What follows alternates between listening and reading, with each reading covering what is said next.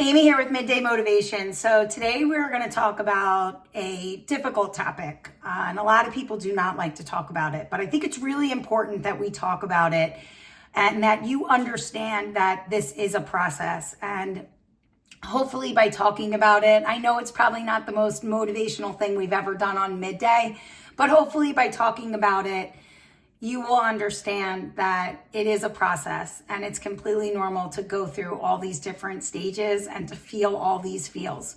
But the most important thing is that you allow yourself to go through it. And maybe even at the end, you will feel inspired or motivated to kind of understand that there is hope for a new day and hope that you can get through this and that it just becomes a part of your journey and your strength. And it's just your new normal. That's what I call it.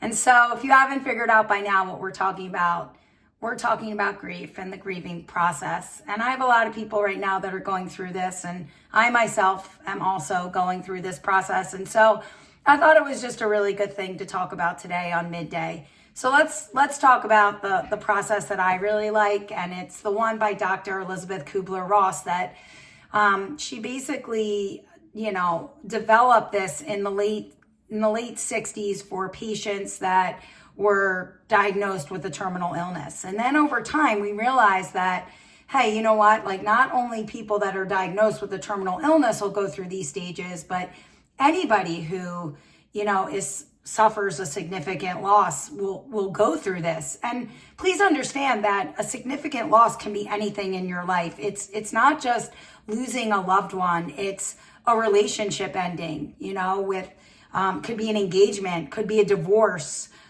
could just be a boyfriend and girlfriend breakup. It could be a life change, right? You're moving away from the place that you've known forever, and now you're going somewhere else. Or it could be it could be a child going off to college. You will definitely grieve that. It could be a major, health change in your life. Like, you're definitely going to grieve that. So this process is really for any type of significant loss or losing something that's of great value to you. You will definitely go through this process. And, grief is about adapting to the loss and kind of growing and creating this new normal, if you will. And so here's a very simple way of understanding what you're going to go through. And please understand that it is a journey and it is not a straight line. It is your journey and it's very personal and there's no time limit, right? This is all on your own. It's your own path, so to speak. And you will, go in and out of stages and you'll go back and forth and some you'll skip depending on what the situation is. It's your personal journey. There really is no, there's no right way to grieve. I would never say that. There's no right way to grieve. It's your personal thing. And so let's talk about these 5 stages that Dr. Elizabeth Kubler-Ross kind of put so nicely for us so we could understand what we were really going through. The first one is denial. This can't be happening, right? Like, it's hard to believe that the loss is real. Okay? And the second stage is anger. Why me? Why is this happening to me?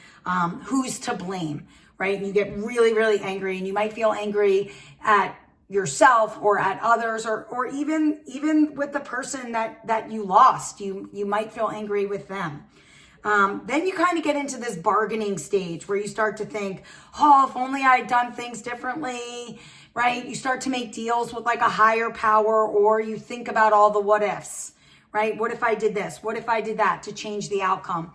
Guilt is normally an emotion that we start to see in that anger and that bargaining stage. And it kind of rears its ugly head here. And we start to replay these events in our head and look for control about things that we, what could I have done differently, or what, I should have done more here, or I should have done that, or, maybe if I just did this. And we have to understand that, some of these things are, especially if it's a death of a loved one, it's not our fault. If they were sick and, and they had an illness like that, that's not our fault. And so, you can't get stuck here and kind of, with all this guilt, it only delays the process. The guilt really can beat you up and delay the process. After, we start bargaining, depression will set in, right? The sadness of it, this is real.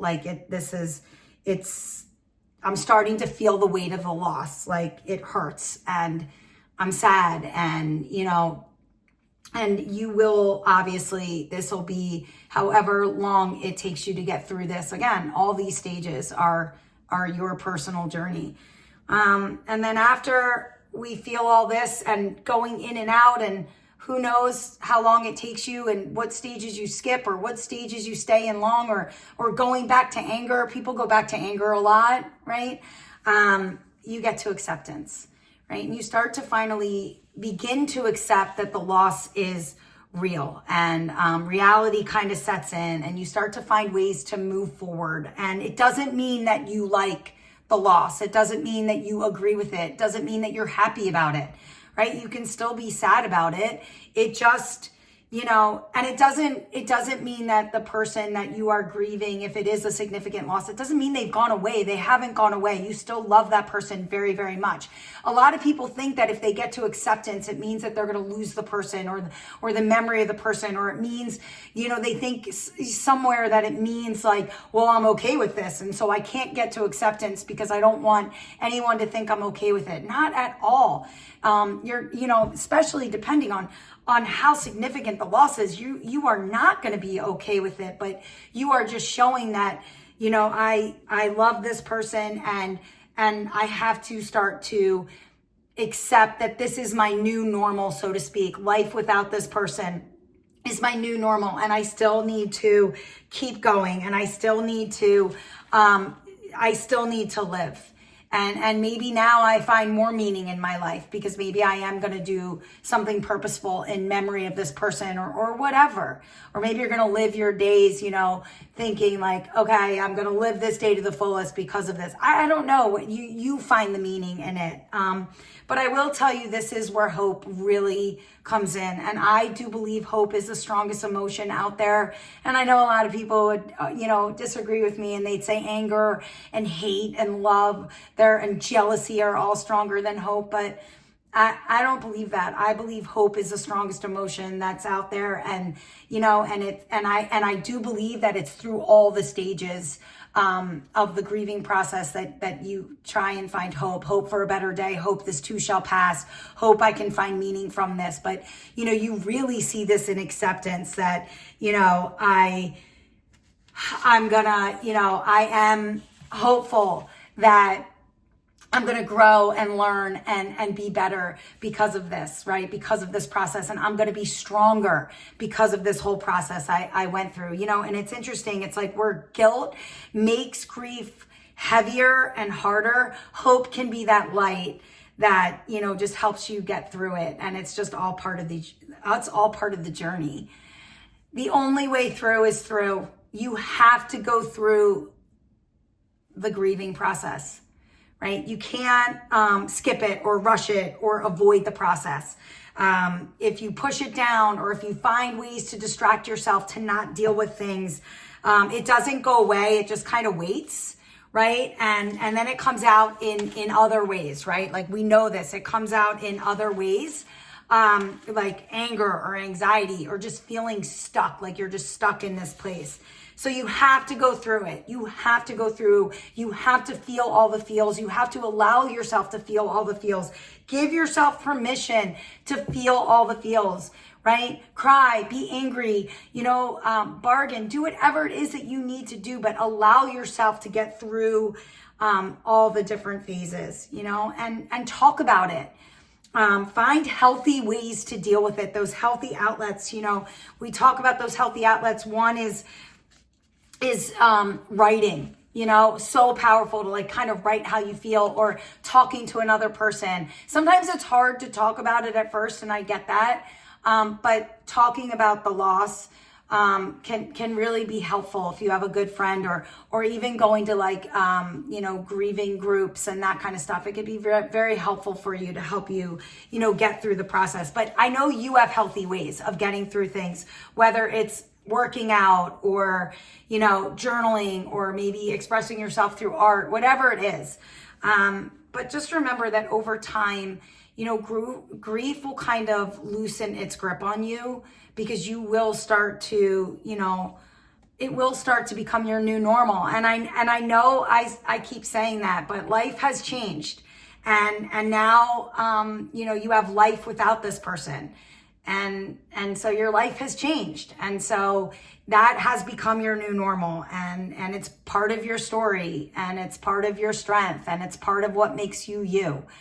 And so, grief is all consuming at first. It really is. But by going through these stages, you allow yourself to move forward, and you don't forget or stop loving the person, but you learn to live again, and you learn to love again and find meaning or purpose in the life that's ahead of you. You're not erasing the loss. Please don't feel that way. You're just rebuilding. You're rebuilding your life and your new normal. And even at acceptance, I just want you to understand this. You will have, I call them mini funerals. You will have mini funerals. Some people call them grief bursts, and they are just like sudden waves of emotion that are triggered by anything, honestly. It could be a song, it could be a smell, it could be a place, it could be seeing a person that you haven't seen in a long time that reminds you of this person. It could be an anniversary, a special date, a birthday.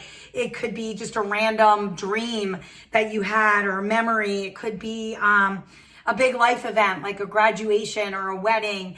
I call them mini funerals, or, people call them grief bursts. And I just want to tell you, take your moment. Breathe, acknowledge it, cry, do whatever you need to do during this little mini funeral. Remember the person in the way that you need to remember them, right? Honor the loss.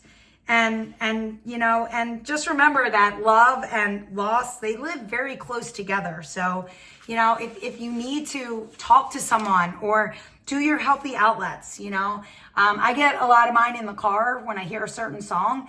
And so I allow myself to cry, and I breathe, and I acknowledge it. And, sometimes I will just say, I miss you so much, and I love you so much, and I'm going to get out of my car now, and I'm going to live this day for you. It really is how you choose to deal with it. Some people have little mini rituals that they do. But you express it the way that helps you get through it in that healthy way. But please be aware that, you will get to acceptance, but you'll still have those little mini funerals or those grief bursts. It's totally normal to have that.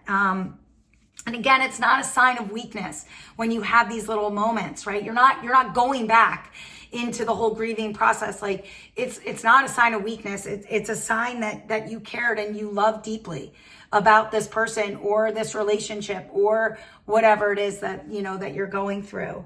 But please understand that the only way through is through.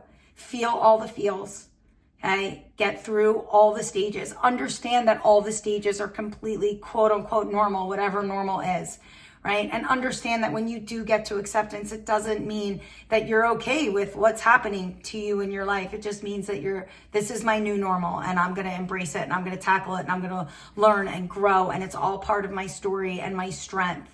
Okay. We're here for you on Midday. And I know you've got people in your life that are there for you. I know I really depend on those that are there for me. And, again, I'm just going to say that the only way through is through. Okay, I'll see you tomorrow for a little bit more Midday. And again, I hope that this wasn't, this wasn't meant to make you sad. It was meant for you to understand that this is a process, and it is very normal, and that we all go through this. So I have a lot of friends that are struggling right now. So this Midday's for you. I'll see you tomorrow.